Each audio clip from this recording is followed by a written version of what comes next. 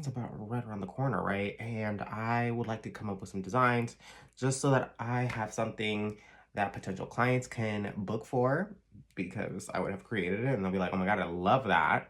And then also something I can wear because let me tell you, that's my season.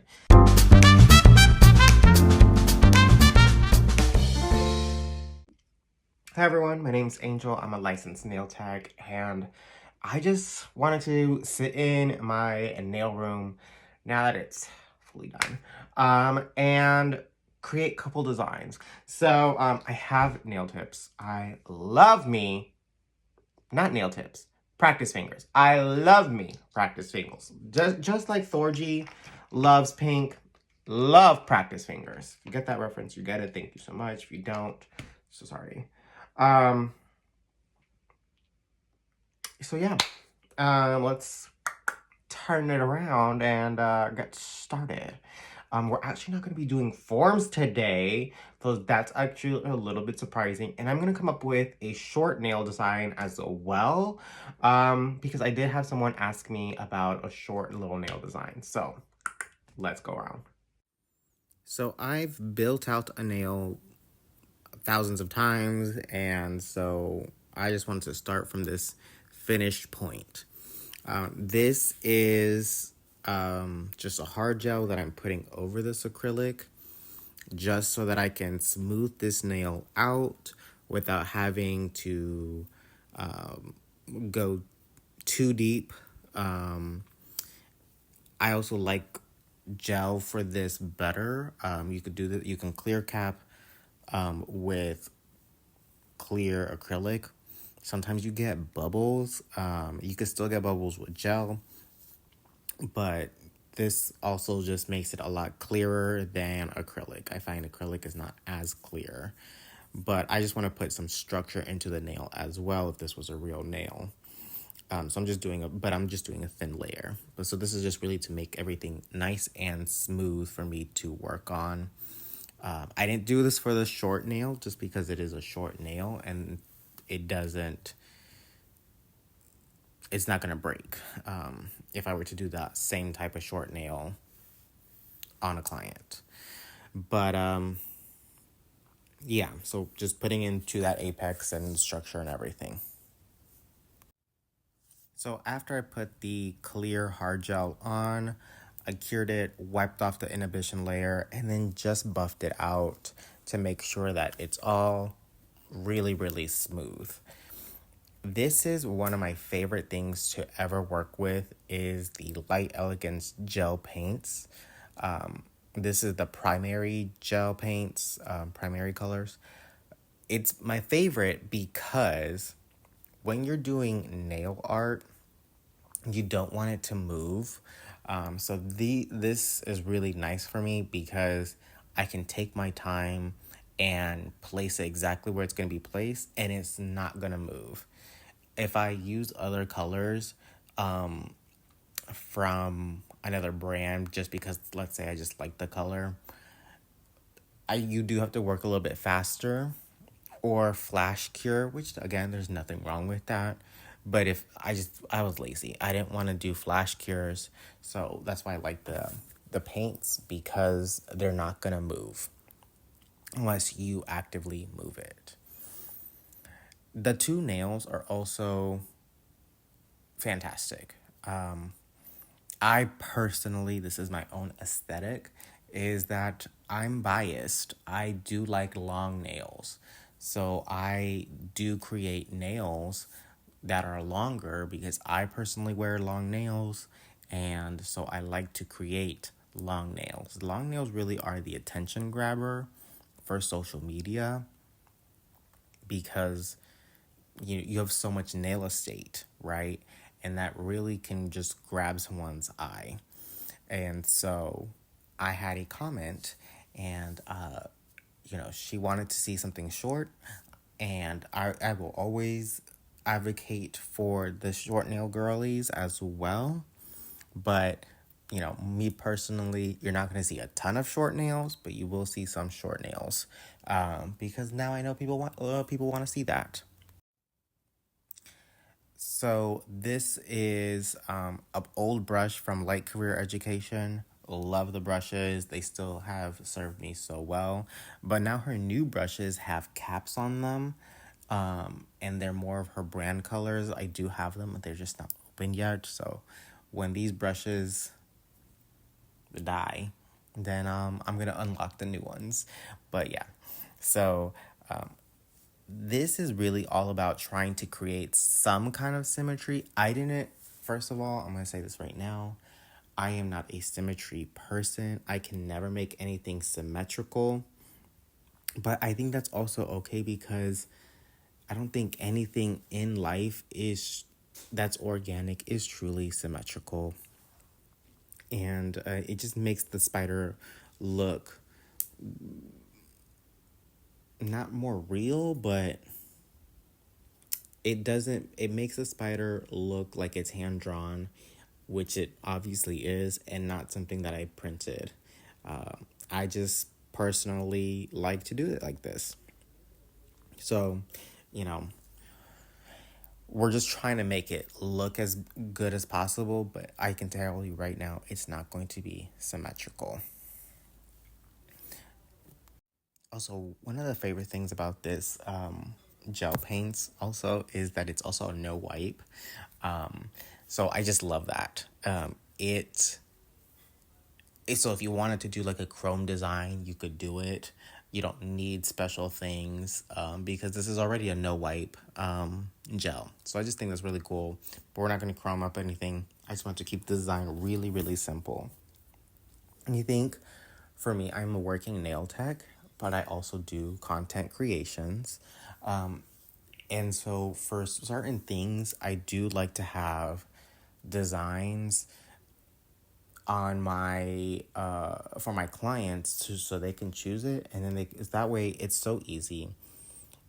You can discount that particular design and advertise it and be like, yeah, instead of spending X amount of dollars on, this design that you want to create, you can spend a cheaper amount because this is a discounted price, this week, this month, however you want to do it.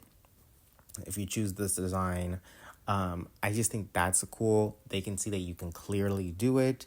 And it also, if you're someone who's like pressed for time, that's just something to like sell them for. Be like, get this, it's on a special this week because you've been practicing it. You're going to have a good routine to be like, boom, boom, boom. And that'll help with timing. So even though this is also a gel that's not going to move, I still do flash cure for the entire design because as you saw, I drew some lines, took it off. I didn't like the lines. So I was able to take it right off without starting completely over. So that is the benefit of flash curing, is so that things are stable and they're not going to then move if you then do mess up on something in particular. I just knew that I wasn't going to mess up on the spider, so I was like, let's just do the whole entire spider without flash curing. But I'm glad that I flash cured the spider because of that reason. As I was saying before, I really find this technique to be very successful is to, for your clients, is so that they can have something that they can physically see, whether it's on your website, whether it's on your table, wherever. They can physically see that you can do something. It's a great way to market a design that you don't have to then think about. You can just go roll it out. And you don't have to spend a lot of time. Time is really, really important at the nail table because if you're doing any kind of nails, whether it's nail art, whether it's nail extensions, the timing between two different people should whether again, if you even if you're not doing any nail art and you're just doing a nail extension, that should be representative in your pricing. So if Barbara is at her nail table and she's only doing you know, manicures, gel manicures, acrylic manicures, right? So not extensions. And all she's doing is that, and she's charging $65, and she could do it in 35 and 45 minutes. And she has a client every hour. At the end of the day, she's made X amount of money. If I'm at the same table, at a different table next to her, our money should look relatively close to each other, because I might be taking longer to build out a whole extension, or I might be taking longer to do nail art, but it's then being compensated at the same time. So even if she's not doing any nail art, it's just a basic service, we're relatively getting paid the same amount, or if not, a little bit more. So with that, having designs that you know that you can, that you've practiced, that you're really good at, and having clients come in and saying, and to push them, be like, yeah, get this. I can clearly do this. And I can then get through your appointment a lot faster.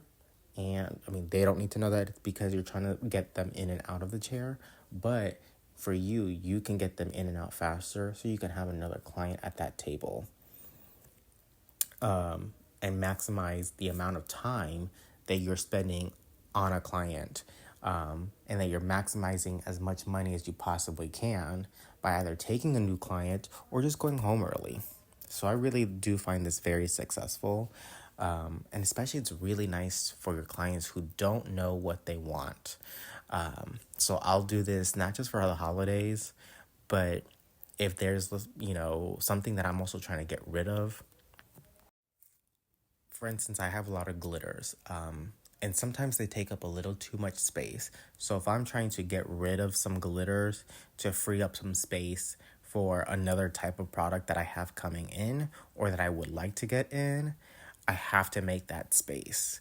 And so if something's, let's say a particular glitter isn't selling, I will create a design with it so that way people will try to get it because they're like, I don't know what I want. I'm like, get this, it's discounted price. Because again, it's discounted because I've practiced this. It's a fast service. It saves the client money, but you're still making a profit. So the only difference that I'm doing with this shorter nail, the only difference that I'm doing with this shorter nail is that I'm just not going to make the cobweb in the corner. If a client wants this, on a shorter nail, there's less nail estate. So something has to give. Either the cobweb is going to be in the same corner, but smaller. And that means the spider also has to be smaller. And the then it's because otherwise, if one's big and one's small, the proportions are off and it's gonna look a little funny. So, or they just keep the proportion completely the same. This gives them the nails to have different art. So, on her next 5 fingers on this one hand, I can put cobwebs in the other 4 fingers. Versus the longer nail, again, it's the attention grabber. I could put a cobweb that covers the entire nail, or a couple different other things going on there. But for the shorter nails, this gives me an opportunity to keep the design really simple. A spider on this nail, a cobweb on this nail partially. This cobweb covers this nail completely. So that you can finagle a couple different things. I also personally, I'm already straining my eyes, working on tiny nails.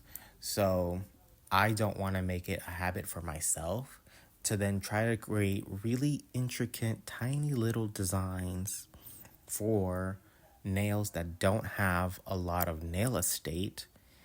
And then I'm straining my eyes to try to create the really tiny spider and a tiny cobweb where it still all looks really nice, but because she saw the long nail inspo and she wants it on short nails. And inspo is just an inspiration. I even with my own designs, I don't copy the designs completely. I just try to make it fit for what the client wants.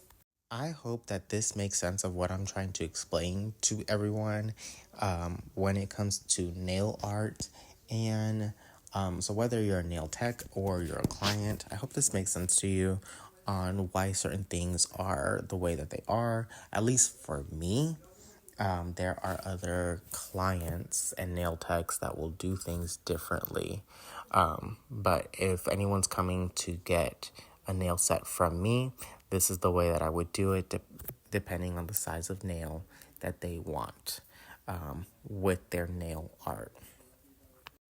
And then it comes really down to the age-old question after your sets are done: to top coat it shiny, to top coat it matte. Everyone has different preferences. For me personally, I like nail art to be top coated matte. I think it gives it more dimension where you can really truly see everything that's going on in the nail. And what I would do is I would have that conversation with the client beforehand. So even if they were just like, I just want the spider to be shiny, and they were okay with the background to be matte, then I would matte up the nail first. And that's again why I love this gel paints, is because it's a no wipe. I don't have to worry about wiping it. I could just keep the spider as is, and they would have had their shiny spider and a matte background. So I am going to top coat both the nails, the long and the short. But with the short, I'm going to do a matte nail on the whole thing. The long nail is going to be top coated shiny on the whole thing. The pictures on your cameras on your phones just don't truly pick up everything how you see it in real life. So in the pictures, the shiny looks a lot better, but in real life, my favorite actually is the matte nail. I just can I just I don't know. Maybe it's a personal preference, at least. I don't know. But I truly like the matte nail on the short nail. I hope you guys enjoyed this video, and thanks for doing a little nail art with me. And I hope to see everyone's spooky nails, and I hope you enter the competition with Nail Career Education. I expect to see everyone turn out. Have a fantastic day, and goodbye.